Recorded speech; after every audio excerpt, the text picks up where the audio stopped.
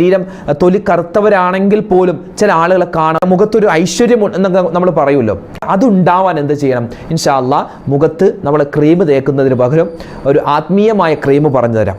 മുഖത്ത് നമ്മൾ തടവേണ്ട ആത്മീയമായ ഒരു ക്രീമാണ്, ഒരു മരുന്നാണ്.